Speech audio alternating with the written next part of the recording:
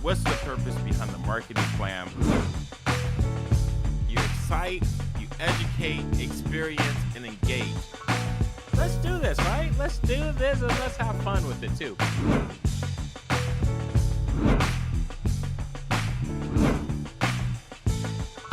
To my first-time listeners, thank you for joining the show. I appreciate you being here.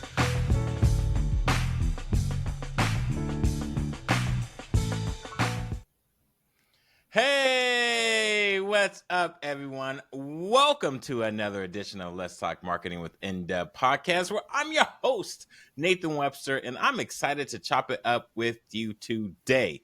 Today's episode for 242, let's talk about business, community, and self-care. But we're going to do it in an interesting way because I'm not by myself. I got Eduardo Torres with me. What's up, my man?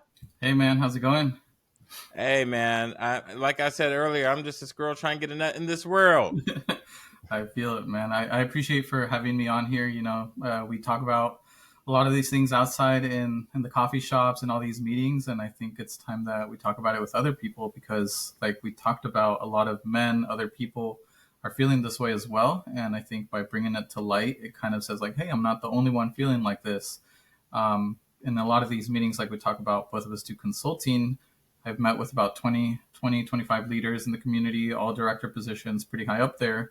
And a lot of the times business goes down into personal, like, hey, I just want to talk, you know, I just want to have conversations that aren't transactional, that aren't this. And in the end, if you have good intentions, then that gets you further than just like random coffee meetings and all of these things, you know?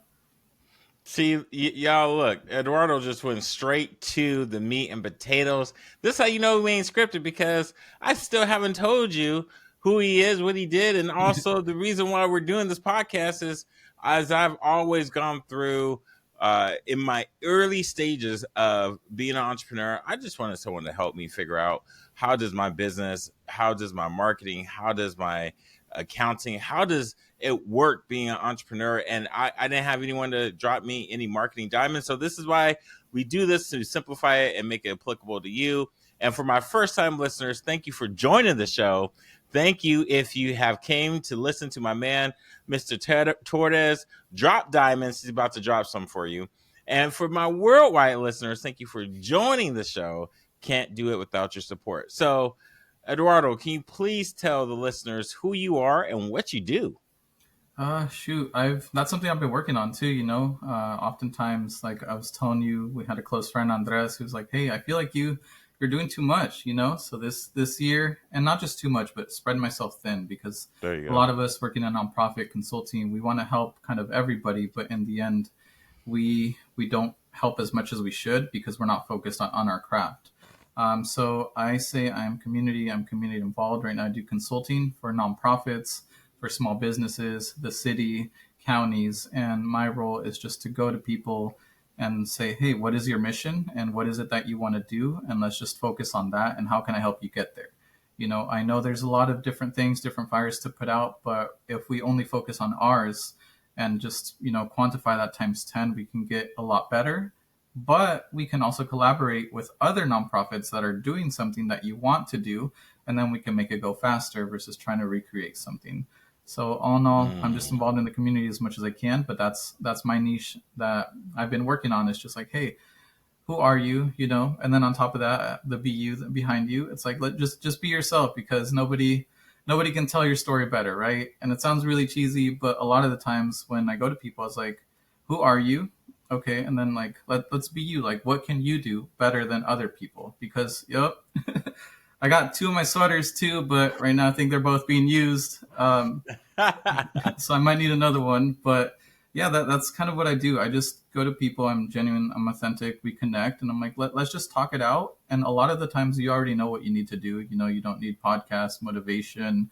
You don't need to pay for anything else. You just need to really listen, and what you're saying, actually do it. I think that's the biggest takeaway from all these meetings that I've had. They know, they've taken the classes, they've gone to school, they've done everything, but they just haven't done it. Now that's the part that I want to talk to you about, that like, why is it that we don't realize it, right? Could be a lot of things, a lot of reasons, But that's the biggest thing for me. Kind of what I do is just talk to people and be like, hey, who are you? What do you do? What do you want to do? And just be yourself. Yeah, for those I don't know, Eduardo is the one that encouraged me to create the BU gear store. He'd be rocking the BU hoodies more than, or the BU gear more than I would expect anyone to. And he gave me that extra push. And so when we say business plus community equals self care, BU is so simple, yet we make it so complicated because in business, what I've experienced as being, as you say, you go out to certain folks and they're just not trying to be themselves. They got a lot of things that they know, but to kind of coalesce it all together is hard. And so when you add community, it makes it easier because it's with your people instead of like trying to, I feel, as a, flexing, trying to improv or fake it till you make it. Hmm. It works to a certain extent, but I think that's Hmm. why you're on here saying like that's not self care. Yeah. Yeah, and I mean your community lets you know, right? I think it was very humbling too recently when I was talking to people, and when I get introduced even by you and others, they're like, "Oh, Eduardo does this." So it's really cool because community will also let you know, and that's something that you can't fake. You can't pay people to say all these things in these rooms where you're not there, but that's something that you're genuinely building, and so it's being yourself, who you are, and then your story, and then community will also let you know and have your back, and that's something I recently learned by me doing a lot of these non-transactional meetings, coffee things, just text messages, just being really intentional. When the time comes, I get a lot more than I asked for, or a lot more support because it's just building up like things that people may consider little things, right? And but that's the little things that matter. Mm. Yeah, and where does your inspiration come from? Oh man, I think it started like seven years ago. So without telling my whole life story, I didn't finish high school, came here as an immigrant, and then I was just lost for a bit. I didn't know what to do. Any like as any young 17, 18-year old, they're like, I want to make money. So started a small business, grew that with my parents, got pretty big, kind of got everything I wanted. Didn't work, didn't help. I went into the nonprofit world, refugee shelter, 7 years, helped a lot of people, thousands of kids, did all that. And then kind of my inspiration, I was still kind of confused because sometimes when you try to motivate others, the first question, depending who it is like, who are you and what do you do? And so I was like, shoot. So I went on this like long journey, which I'm still going through, right? I'm not tied down to a specific job or role, which is something I've told kids, as long as your mission stays the same. I could get fired tomorrow. I could do this. My mission's still the same and I'm still good to go. So I got my inspiration from a lot of mentors that I was just curious and I reached out. I was like, hey, what do you do? How is it going? How are you so confident in these things? And just general questions. And there are a lot of them like, hey man, I'm just telling my story. I'm myself, and nobody could take that away from me, and that's so powerful. So don't try to be like me. Don't try to do any of this. Learn from my mistakes, but don't be like, hey, I want to be exactly like you. I was like, no, I want to be like you, or I want to listen to you, and I want to do this. And when mentors started following me, like as yourself or other, like even I would say bigger ones like Andy Frizella, the creator of this First Form, when they're like, hey, I just want to hear your story, or I appreciate when you tell me these things, and these are like multi-million dollar worth people, right? And I'm like, wow. So that I found out that was my powerful story. So again, back to BU, and I was like, oh my god, these people really want to listen to who I am, what I do, and kind of that stuck with me, and I believed it, and now I believe it. But I'm still continuing to be like, when I grow up, I'm gonna have my dream job, sort of thing, because I don't think I ever will grow up, and I don't think there ever is a dream job. I just, as long as I help community, I help people, it just changes. Mm. That's powerful, man. I think it's real easy to get caught up in someone else's story and forget about yours. Yeah, and something I want to touch on is the self care part. I know we talked about that this year, and the start a little bit. Life changes, things happen. So we're both everywhere. So how do you self care, or what's something that you really want to take into account as a business leader, as a director, owning your own business, and what does that look like for you? Because I think that's something people don't talk about. For whatever reason. Yeah, being in my mid 40s, it's a great question to ask. I wish someone would have asked me that question in my mid 30s. Mm, And, my hair is a little thin up here. I always had grays Mm, uh, since elementary, but from the hair to the body doesn't move as fast, and then with my mom passing, it made me really evaluate. Just I already have a strong work ethic, but the question really is, what am I working towards? mm, And so that self-care piece is part of work. There is no work-life balance in my opinion, mm-hmm. but there are things that work does to allow me to relax and provides a self-care element, because without work I wouldn't have this relationship with you, Right. right? So it does provide a lot of great benefits. And so my goal for self-care and how I do that is just understanding that it's not about working harder. It's Mm, uh if I'm going to work hard, I also need to rest hard. I need to play hard. I need to look at my health hard, and find ways to where, like, if I put in, it's not about, oh, I put in 12, 13, 14 hour days, which are easy to do, but I have to ask myself, did I put that in for my ego? Was that for mm, my bank account? Was that for my health? Just start asking the questions like why. And it's amazing, some of it's ego. And mm, it's not ego like, oh, I want to see myself on a pedestal.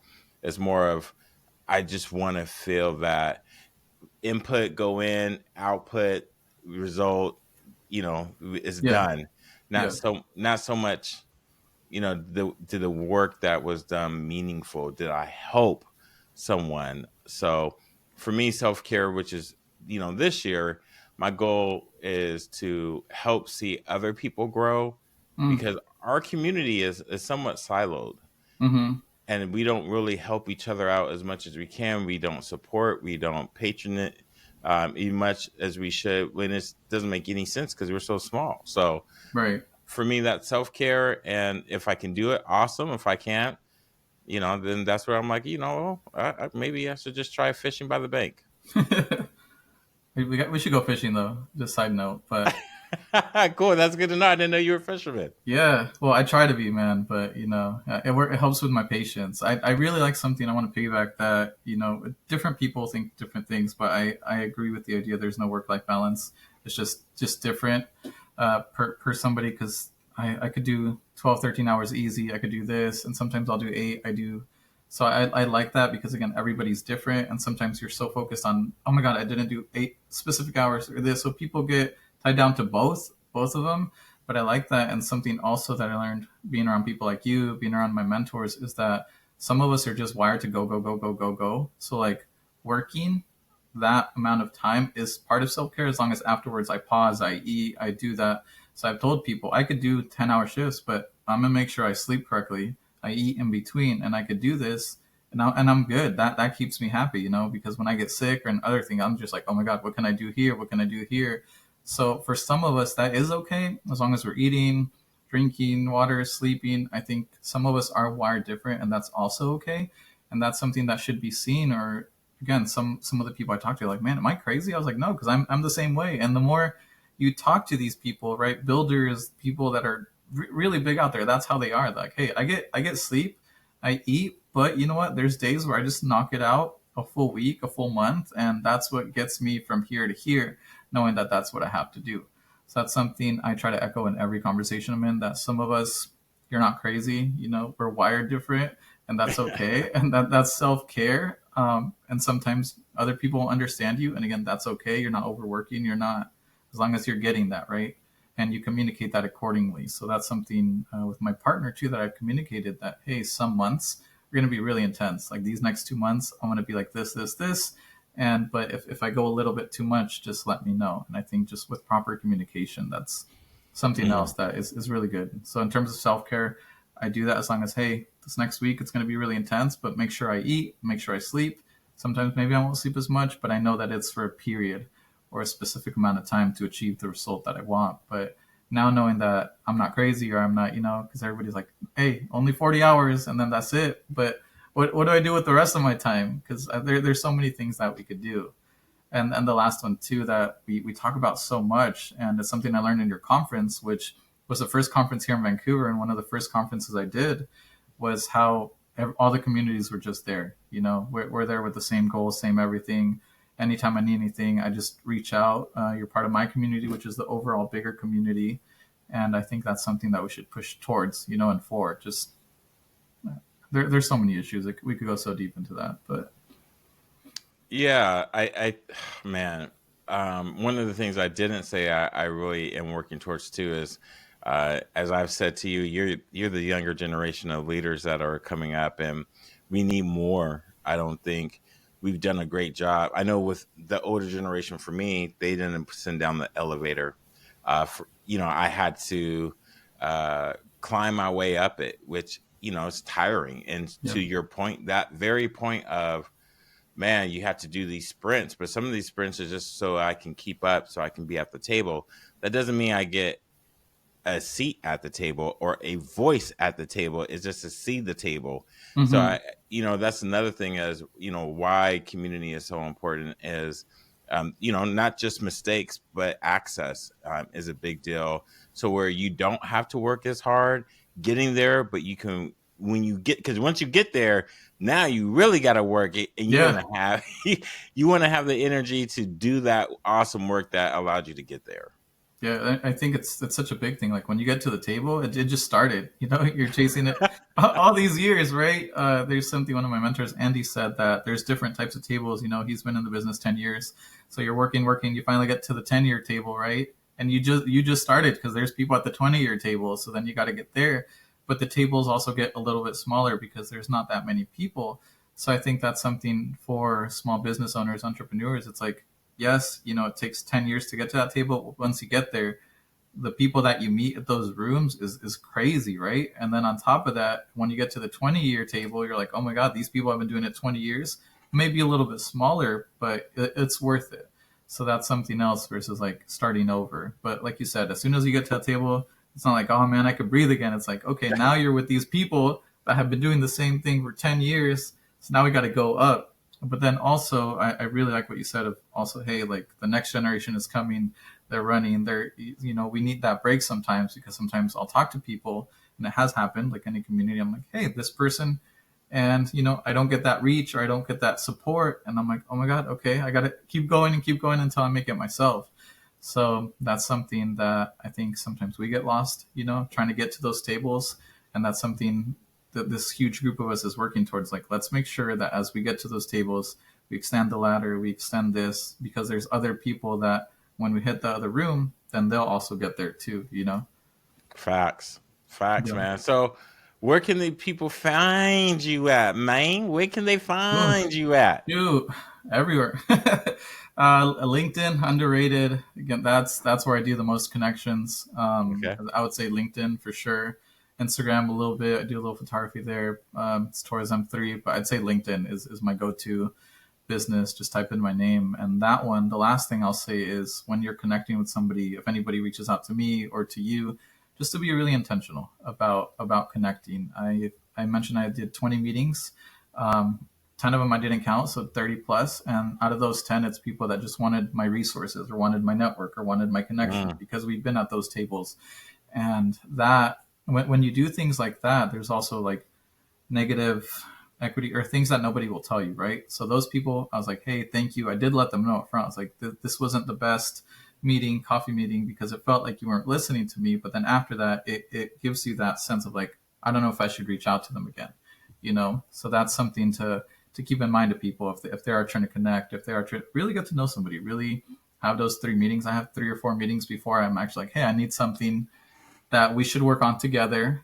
Kind of like the whole let's connect, and your nonprofit is really well, the meeting, the structure, everything, because you give those times to, hey, let's meet, talk to somebody, find somebody, connect. And I'm still connected to about like 10, 15 of the people from the conference. So yeah, I'd say LinkedIn for sure. that was the last conference, Build Your Brand, and I think one of the biggest things that I've learned in the nonprofit world, two things, and we can bring this to the close, is I learned that some people would rather buy me a $5 cup of coffee, then donate $5 to me. Mm. And that became super significant because and you're like, well, what's the difference? Is, oh, I need a letter of support, or I need to say, come to one of your events. Could you sponsor me? No. So Yeah. there were things I had to go to and pay my own money when other people went and their business paid for them. So Mm. that was a big deal. And the second thing to that that I just want to mention is I I created the conference to understand that it's people that make the decisions because you have relationships with people. Mm-hmm. So if you, to your point, 3-4 times, as if you don't want to do business with someone, you can easily find that out in the relationship Yeah. rather than thinking like it's some unknown person, like the person behind the curtain. No, it's right there how you show up. And so don't take when you network, I realize like sometimes I'm just like, oh, I met the people I want to meet. It's time for me to go. I don't need to get as many business cards Mm-hmm. and focus on the quantity. It's just the quality of people, man. You never know how that one person can change your life. Yeah. Yeah. That one text message. Facts. Yeah. Facts. Man, I'm so glad you came onto the show. Thank you. I can't believe it's been so long, man. It's been a Finally made minute. it. I finally made it. Gonna cross that off. So pretty excited. No, we'll have you back for sure so that it won't be just a one-timer thing Yeah. on the bucket list. But I appreciate the diamonds you drop because sometimes we don't realize how, self-care does include community work and the business work you do day to day. Yeah, I think I want to end on one thing, kind of like homework for people. This is something, again, that I learned from one of my mentors. I send out one text message, an intentional text message to just somebody at random that I'm thinking of them. How are they doing? And I've been doing that for since 2016. So just being intentional. You don't need to post anything. You don't need to do. For me, it's particularly men because I struggle with it a lot, mental health. So just homework for somebody. Just, hey, one every day. You do it anyway. Mostly everybody does it, but just make it very intentional text. Cousin, friend, high school person that you see isn't getting followers, just started a project. That's totally free, and they'll probably go further than anything else.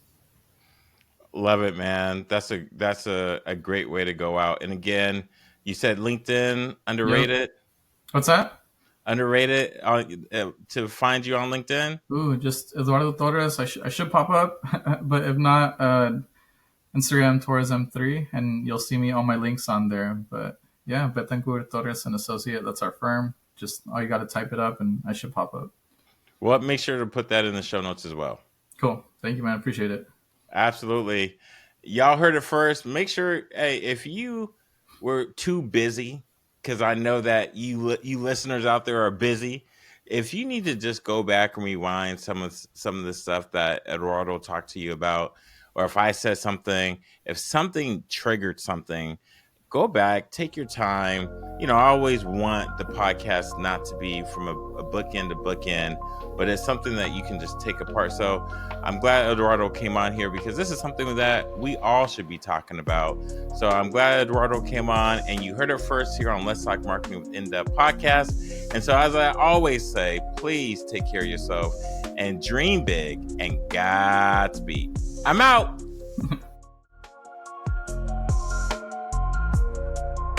Hey, if you're hearing this message, you've listened to the entire episode, and for that, we want to thank you from the bottom of our hearts.